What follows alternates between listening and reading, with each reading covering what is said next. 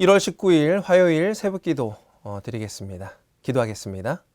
전능하신 아버지 하나님 참으로 감사합니다. 오늘 이 새벽 가운데 주님 이 아침에 생명 허락하여 주시고 하나님의 말씀으로 시작할 수 있도록 인도하여 주시니 그 은혜에 감사합니다. 우리의 삶을 통해 주님께 영광 돌리는 삶이 되게 하여 주시옵시고 하나님 앞에 부르짖고 기도하며 살아가는 우리의 삶이 될 수 있도록 축복하여 주옵소서. 이 시간 함께 드려지는 모든 성도 가운데 주님의 은혜가 내려질 줄 믿사오며 거룩하신 예수 그리스도의 이름으로 감사하며 기도드리옵나이다. 아멘. 오늘 함께 나눌 말씀은 마태복음 7장 1절로부터 12절 말씀입니다. 봉독하겠습니다. 비판을 받지 아니하려거든 비판하지 말라. 너희가 비판하는 그 비판으로 너희가 비판을 받을 것이요 너희가 헤아리는 그 헤아림으로 너희가 헤아림을 받을 것이니라. 어찌하여 형제의 눈 속에 있는 티는 보고 내 눈 속에 있는 들보는 깨닫지 못하느냐? 보라, 내 눈 속에 들보가 있는데 어찌하여 형제에게 말하기를 나로 내 눈 속에 있는 티를 빼게 하랴 하겠느냐? 외식하는 자여, 먼저 내 눈 속에서 들보를 빼어라. 그 후에야 밝히 보고 형제의 눈 속에서 티를 빼리라.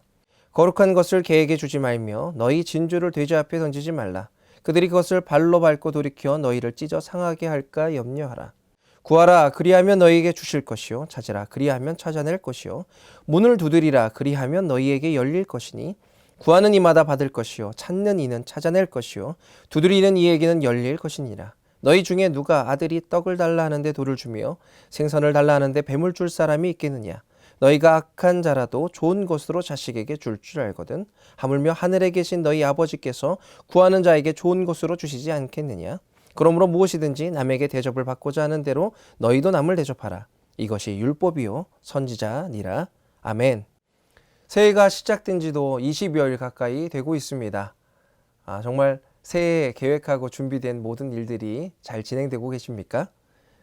새해에는 하나님의 말씀으로 도전하며 공동체와 나라를 위해서 기도하고 중보하며 주의 사랑을 전하는 그런 성도님들 다 되시길 주님의 이름으로 축복합니다. 산상수훈의 말씀을 통해서 예수님께서는 하나님 나라의 백성들, 하나님 나라의 자녀들이 어떻게 살아가야 되는지에 대해서 말씀하고 있습니다. 당시 이스라엘 백성들은 로마의 압제 속에 있었습니다. 다윗의 왕조를 재건하기는커녕 마카비 왕조는 비극적인 최후를 맞이하고 로마의 힘에 눌려서 이스라엘 사람들은 그 로마의 눈치를 보랴, 분봉왕들의 눈치를 보랴, 또 그 당시에 권력을 잡은 사람들의 눈치를 보랴, 또 자신의 정체성을 지키랴 매일 사는 것에 아주 힘들고 어려운 상황이었습니다. 이때 예수님께서 마치 혜성처럼 등장하여 수많은 군중들을 몰고 다니시며 이들에게 천국 복음을 증거하셨는데 그 중에 기독교의 대현장 윤리의 근본이라고 불리는 것이 바로 산상수훈이었습니다. 이 산상수훈이라고 불려지는 말은 교부 어거스틴이 산에서 말씀하신 그리스도의 설교라고 부르는 데서 유래했고 16세기 종교개혁자들에게 정착되어서 오늘날까지 우리에게 산상수훈이라고 말씀되고 있습니다. 산상수훈의 말씀은 그 시작부터가 파격적입니다. 천국을 소유하는 사람이 다른 사람이 아니라 가난한 사람들이다 라고 말씀합니다. 그것도 심령이 가난한 사람. 가난이라고 함은 동서고금을 막론하고 존재하는 것입니다. 그리고 물질에 대한 어려움은 인간이 존재하는 한 계속되는 것입니다. 궁핍함, 결핍됨. 그런데 그냥 가난도 아니고 심령이 가난한 자가 복이 있다라고 하는 말씀은 당시 사람들에게 센세이션이었습니다. 지혜로운 자가 복된 것이 아니라 악인을 좇지 아니하고 죄인의 길에 서지 않는 자가 복된 것이 아니라 그것보다 더 넘어선 하나님 없이는 도저히 못 삽니다 라고 절절한 믿음을 가진 사람들이 천국을 소유한다, 복된 사람이다 라고 말하는 내용은 이 복음은 가히 충격적인 메시지였습니다. 이러한 파격적인 산상수훈의 메시지는 오늘 본문에서도 이어지고 있습니다. 천국 시민들은, 하나님의 백성들은 이웃에 대해서 어떤 태도를 가져야 하는가? 우리가 함께 나눌 말씀은 오늘 본문 중에서 1절부터 5절 말씀입니다. 그런데 자칫 우리가 잘 아는 말씀 7절 이후에 구하라 그리하면 주실 것이요 찾으라 그리하면 찾아낼 것이요 문을 두드리라 라고 하는 이 강렬한 말씀에 빼앗겨 혹여나 가끔은 지나칠 수도 있는 말씀을 다루고자 합니다. 그런데 오늘 그 내용은 쉽게 지나칠 수 없는 내용일 뿐더러 무엇을 의지해야 할지 모르는 그런 백성들에게, 무엇이 진정한 가치인지 알지 못하는 사람들에게, 세상의 진리와 가치가 무엇인지 판단하기 힘든 그 시간 가운데 살아가는 하나님의 백성들에게 어떻게 살아가야 되는지를 명확하게 말씀하고 있는 내용입니다. 1절 말씀을 다시 한번 읽겠습니다. 비판을 받지 아니하려거든 비판하지 말라. 사람들이 살아가는 데 있어서 비판을 하는 것은 중요한 일입니다. 무엇을 객관적인 시각으로 판단하는 것은 더 좋은 발전을 가져올 수 있고요. 또한 자신의 정체성을 확인할 수 있는 근거가 되기도 합니다. 심지어는 자신이 살아가는 원동력으로 비판을 근거로 삼기도 합니다. 당시에 이런 일이 있었을 것이다 짐작해 보기도 합니다. 로마의 압제 가운데 내가 파렴치한 레위인들이나 정부의 소나기에 놀아나는 관리가 되지 않은 것은 내 정직함을, 내 신앙을 지키기 위함이야. 저들이 잘못했어 라고 하는 그런 비판의 목소리, 그런 사람의 입장도 있었을 것입니다. 또 다른 한편으로는 나는 누가 뭐래도 내 먹고 사는 게 참 중요해. 내 가족은 누가 지키냐? 내가 지켜야 할 때 조금 비겁하고 또 비굴해 보이지만 이렇게라도 안 하면 내가 생명을 부지할 수 없어. 내 가족을 어떻게 먹여 살리겠어? 라고 하면서 그런 사람들도 있었습니다. 저렇게 궁핍하게 사는 것보다는 이렇게 사는 게 낫지라고 하는 비판의 소리도 있었을 것입니다. 자신이 처한 상황과 시간 속에서 어떻게든 자기 변명으로 스스로에게 위안을 주는 것이 비판이 될 수 있습니다. 그런데 주님께서는 비판하지 말라라고 말씀하십니다. 그 이유는 비판하는 사람이 비판을 받게 된다라고 하는 것입니다. 그러면서 예를 드는 것이 바로 3절부터 5절 말씀이에요. 다른 사람의 티는 보고 더럽다고 하는데 정작 자신 눈에 있는 들보, 그 나무 토막이 있으면, 눈에 나무 토막이 있다고 생각해 보십시오.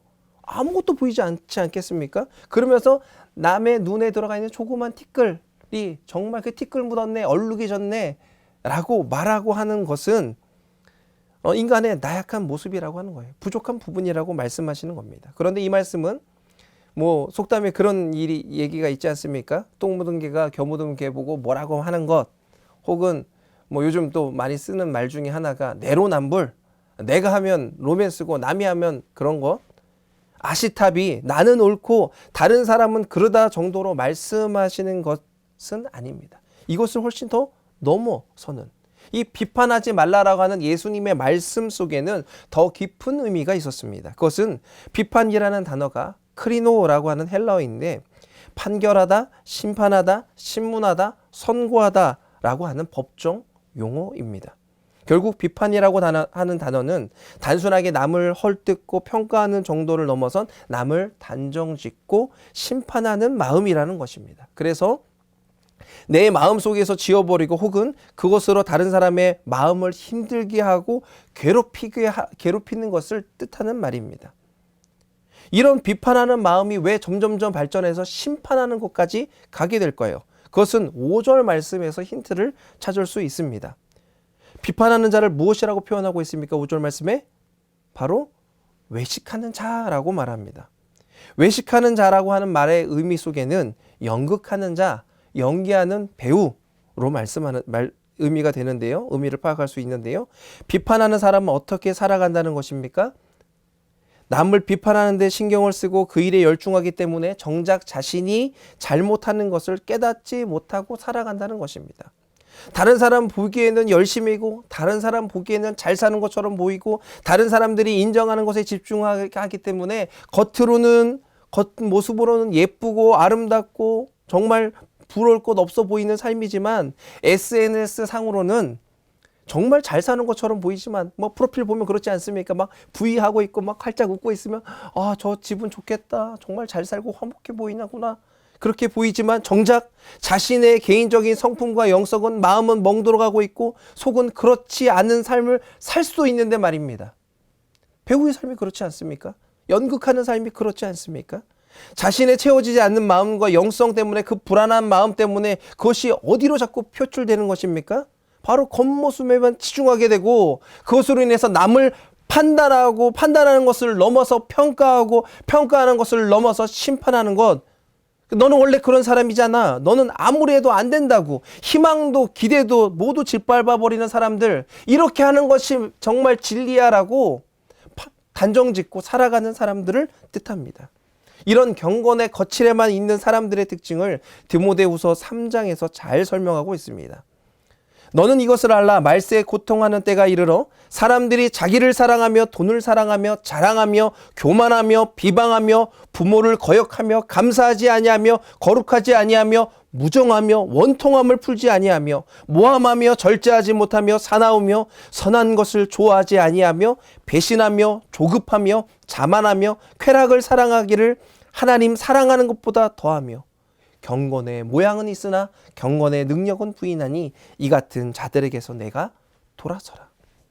하는 척 연기하는 사람들, 외식하는 사람들의 특징이 무엇이라고요? 경건의 모양은 있고 경건의 능력은 없으니 거룩하지 않고 사납고 원통함이 가득하고 조급하고 배신하고 자만하고 쾌락을 즐긴다는 것입니다. 그러니 다른 사람들을 지배하고 판단하고 심판하고 그런 데는 아주 특출난 재능을 가지고 있지만 자기 속이 썩어 문드러져 가고 있고 영성이 바닥을 치는데도 불구하고 스스로의 마음은 판단하지 못하고 깨닫지 못하고 다른 사람들을 비판하고 헐뜯고 남 탓하기에 급급한 그런 삶을 살아가는 것.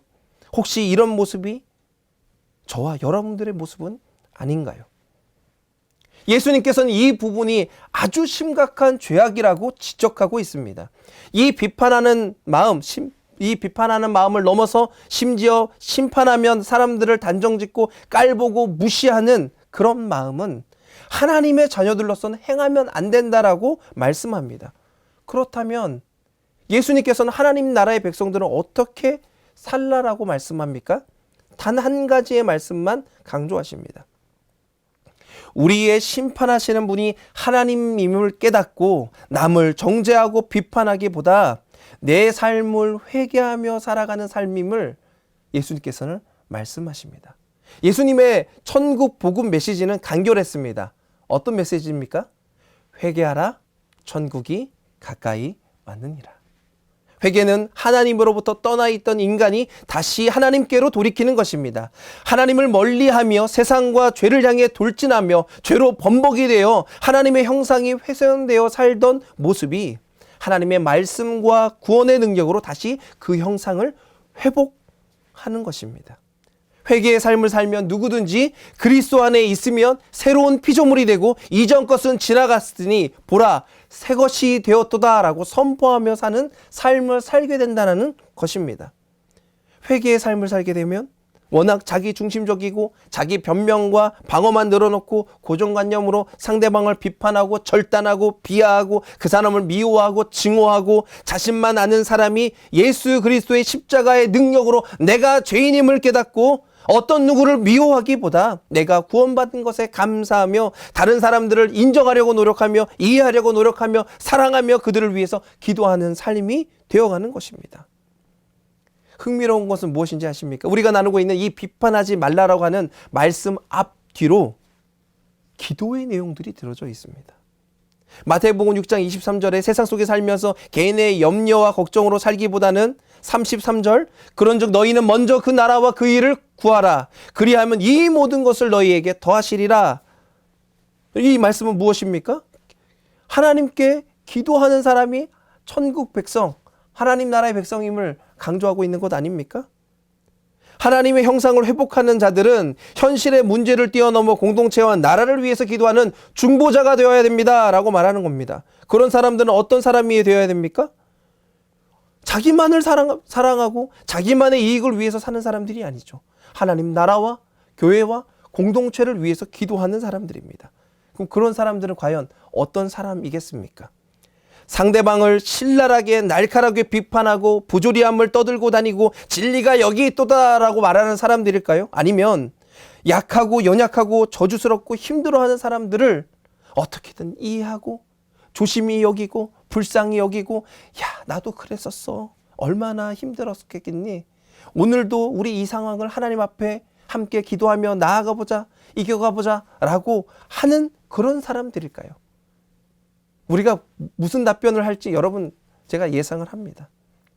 이것은 외향적 어떤 내향적 성격이나 성품에 대한 문제가 전혀 아닙니다. 조심스럽게 꼼꼼하게 사람의 마음을 잘 이해하려는 어떤 심리적 접근이나 문제에 대한 이야기가 아닙니다. 이 부분은 철저히 나와 하나님과의 관계에서 나오는 부분이라는 것입니다. 내가 하나님을 사랑하고 그를 높이고 인정하고 그 말씀 가운데 주여 나를 불쌍히 여겨 주시옵소서, 나를 고쳐 주시옵소서, 내가 받은 은혜가 한량 없습니다 라고 고백하는 사람은 하나님의 관계가, 하나님이 나의 주인이시고 하나님이 나의 왕이 되어 주시고 하나님이 내 삶을 다스려 주시기 때문에